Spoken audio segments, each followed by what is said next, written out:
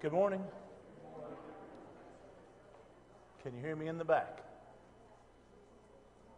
Can you hear me? Must not. Nobody's shaking their head yes. So, David, Diane, can you hear me back there? All right. I've been getting some complaints that you can't hear very well, so I moved this thing up a little this morning. I ditched that jacket. I was telling Mike last Sunday when I went home, and I had a river run down my back, the whole time, so I just didn't feel like the jacket. I couldn't feel it. I didn't feel it this morning, So anyways, apologize for not wearing a jacket maybe. I don't know. Yeah, my dad would be disappointed, okay? Yeah. So anyways, welcome to Rolling Hills Church of Christ.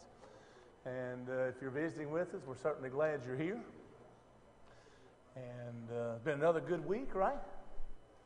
And we didn't have a hurricane, and we're not flooded, so we're going to get a little rain, looks like, but nothing like those poor folks down there in North Carolina. So anyways, we'll get started here this morning. I'll open the floor up to you. We'll get updates on our sick and our bereaved this morning, and then we'll get started on our lessons, okay?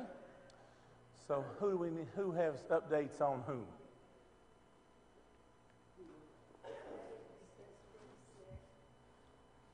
Who? Joe Davis. Oh, Joe has? Joe has some respiratory problems? She is better this morning? Okay. All right, so let's keep Joe in her prayers as she works through respiratory problems. Who else? Ladies first.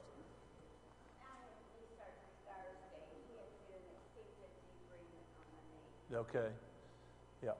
You had a meniscus heat? Well, actually, he said it was mostly scar tissue. Scar tissue. Okay.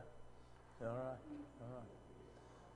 That's your turn. I found out last night that our parts manager had a stroke yesterday. Oh. And he's got a blood clot on the brain and fully blocked carotid artery. So I think he's at Mason Hospital. I'm not too sure. And what's his name? Bobby Jones. Bobby Jones. He is your parts manager, right? At the tractor dealership in Flemingsburg, right? And he had a stroke, and he's got a blood clot on the brain and a blocked carotid artery. Okay, all right. Sounds pretty serious to me. All right, let's keep him, Bobby Jones, in our prayers. Who else? Miss Betty Congleton. She's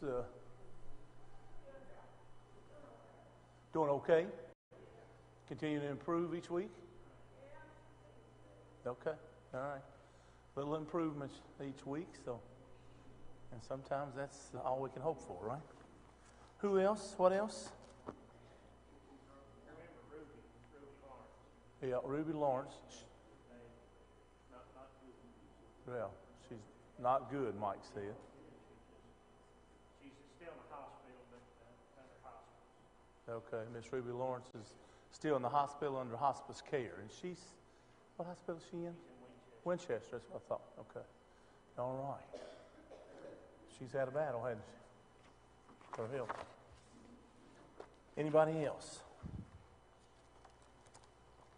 When you carry so many notes with you, and I wrote a note in the bulletin here that I wanted to say. We do have two families that's lost loved ones. Mr. Charlie Craycraft, who is Gerald Ingram's uncle, and Debbie Johnson's uncle. He passed away, and maybe some of you all knew him. And, of course, also Miss Edna Pendleton. The family of Miss Edna Pendleton passed away. Also was buried Tuesday, I believe. Is that right? Yeah. All right. All right, anybody else before we say our opening prayer? Brent, would you say our opening prayer this morning, please?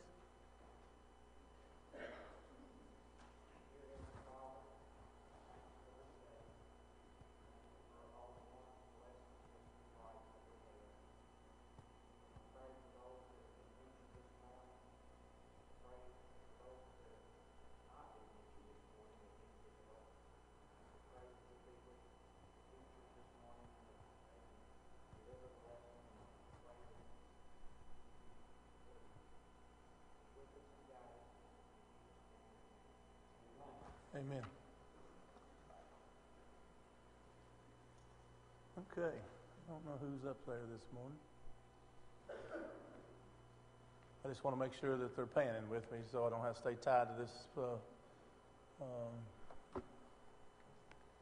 podium here. We are still studying the miracles of Jesus, and we got a really good one today, one of my favorites, and probably one of your favorites too. And it's the feeding of the 5,000. You know, that the more you study and the more you dig into that, the more you're impressed. I don't know if you've ever really dug down into that, drilled down into that miracle, but it's really a good one. And you know, you start thinking about, you know, it's called the, you know, we all call it the feeding of 5,000, but really when you get to studying and get thinking about it, it's somewhere probably between 15 and 25,000. What's the population of Montgomery County? Mount Sterling, I'm sorry. Anybody know what the population is of the whole town? How much? It's about 8,000. So, I mean, think about that, you know. So, you know, to try to put some perspective in the number on that. The whole town, in the city limits, and I think the whole, and I looked it up last night, the whole county's like 19,000, I believe. And so it was huge, right? To feed that many people. How many has ever been to a Rupp Arena? It holds about 23,000, 24 if they count the ones that stand right up everywhere. If you've been in there before, any other stadium before, the football stadium. The football stadium, if you know, think about it, I mean, it holds 60,000, and they're lucky to get between, what, Kenny, 35 and 40 there? Does that sound right? You know, so I mean, and you know, as you watch that and as they pan that whole stadium, that is a bunch of people, isn't it, Kenny, to be sitting with. So the feeding of 5,000 is really just what we call it, you know, because that's what we named it. But it's more somewhere between 15 and 25,000. I mean, look at it like this. It talks about the men that they fed, right? The men. So how many women was there without their men? How many children was there with the family?